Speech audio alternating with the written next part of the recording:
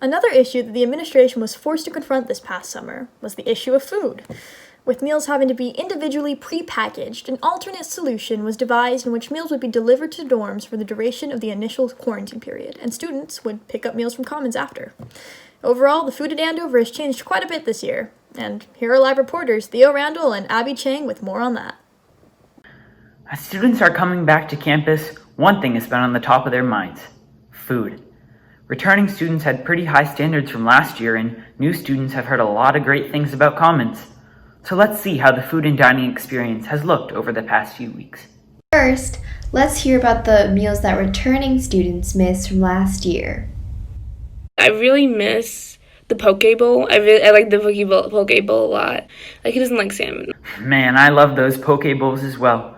Now, while no one has had an official sit-down Commons meal yet this year, a lot of us still have some takeout favorites, whether from the grab-and-go bar or from the snack pantries. In general, I'd have to say the food's been pretty good. We had this Capri sandwich, and that was really good. The spaghetti with beef meatball, the portobello mushroom sandwich. For snacks, the chips, the fruit, Lucky Charms without any milk. My favorite snack so far has been just cereal, or specifically the Fruit Loops, because you can have them for breakfast really quick.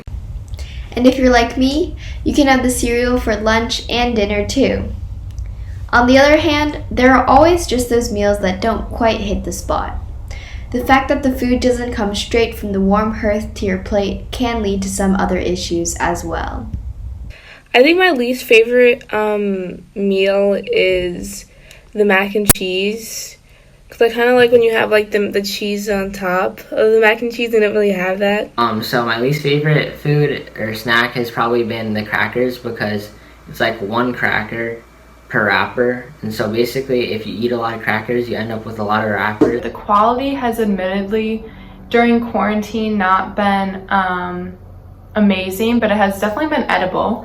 I think that just one common thing that I heard from a lot of people in my dorm, we've all shared the same sentiment, is that they forgot the salt, but that has been the main critique during quarantine. I think the food's been a little bit cold normally, but I think this will get better, especially since we're going to pick up lunch and dinner from Presky from now on.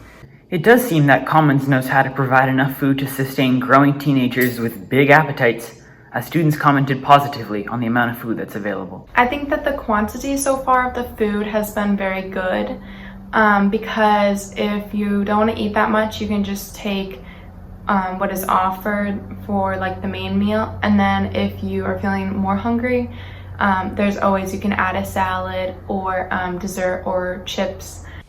I feel like the meals are enough to sustain me throughout the day, but also kind of it's different now because in quarantine they had a certain amount of meals. These meals have definitely been enough to sustain me and I think others throughout the day. They restock the fridges and the pantries every day, so I'd say we usually don't run out of food. We do run low on cranberry juice a lot, and people do like that in our dorm. Now that Commons is close to indoor dining, students have found their favorite spots on campus to enjoy their food. So my favorite dinner spot so far has been just on the grass outside of our dorm. We've been going there every day during quarantine just to chill, talk, and eat. My favorite lunch and dinner spots, one of them is my room. Sometimes if I'm super busy, none of my friends feel going outside. You know what I mean? Then we just do a Zoom dinner, Zoom lunch, which is nice. I also like the Gelb tents, which are over there, you know what I mean? The Gelb tents are pretty nice. Or further away from a lot of people, which is pretty chill. One concern that some students share is the amount of waste the packaged food produces. So I think that one of the biggest, most noticeable differences that everybody has noticed is just the amount of trash that we're using because of using the one-use containers for all of our meals so far. I think that they're trying or have gotten containers that can be reusable, which will be really nice. We just haven't seen them yet. Students also commented on how social distancing measures make mealtime seem a lot different this year. social distancing, like after, like making sure you put your mask on, like after you eat. You know what I mean? 'Cause it's like you can't like just like sit around without your mask. Like. And then another thing would be just social distancing in line and in general. I think as a community, especially during like lunch and stuff, we've a little bit struggled with that.